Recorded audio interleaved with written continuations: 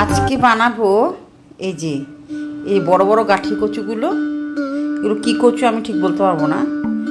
এগুলো সেদ্ধ করে চোখা বানায় না, আলু সেদ্ধ যেমন চোখা বানায় এরকম করে বানাবো।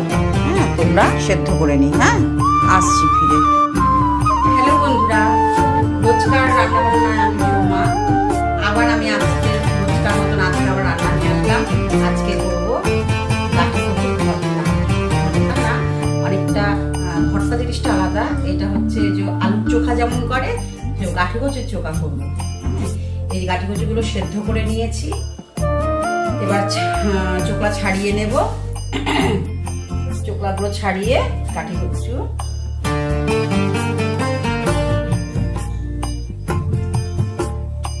চোখলাগুলো ছাড়িয়ে নিয়েছি। হ্যাঁ, এইবার ছাড়িয়ে নিয়ে আবার আসছি। এই সেদ্ধগুলো এবার এই ঘষণি দিয়ে আমি ঘষে নেব।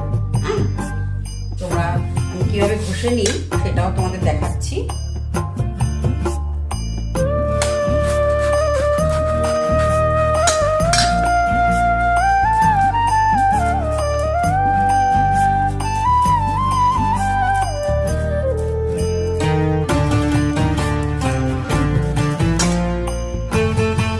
পোড়ানো হয়ে গেছে। টমেটো, পেঁয়াজ আর কাঁচা লঙ্কা কেটে নিলাম। এগুলো দেব। কড়াই গরম হয়ে গেছে, আমি দিয়ে দেব সর্ষের তেল। কিছুটা সর্ষের তেল দিয়ে দেব। তেল গরম হোক, দিয়ে দেব। তেল গরম হয়ে গেছে, দিয়ে দেব কালো জিরে। এইবার দিয়ে দেব, কালো জিরাটা ভাজা ভাজা হয়ে গেছে। এবার দিয়ে দেব কুচনো পেঁয়াজ।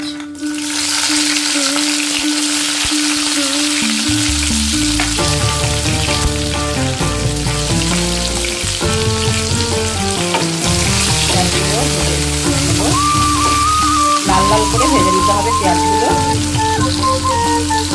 দিয়ে দেবো নুন। এবার পেঁয়াজগুলো ভালো করে ভেজে লাল লাল হয়ে এসছে, প্রায় ব্রাউন কালার হয়ে এসছে। এইবার দিয়ে দেবো টমেটো আর সেরা কুচনো কাঁচা লঙ্কা দিয়ে আবার আমি কিছুক্ষণ নাড়াচাড়া দেবো টমেটোটা গলে আসা পর্যন্ত। আমার টমেটোটা গলে গেছে, পেঁয়াজের সাথে মিশে গেছে বলে। এবার দিয়ে দেবো কিছু গুঁড়ো মশলা, যেমন ধরো জিরের গুঁড়ো দেবো,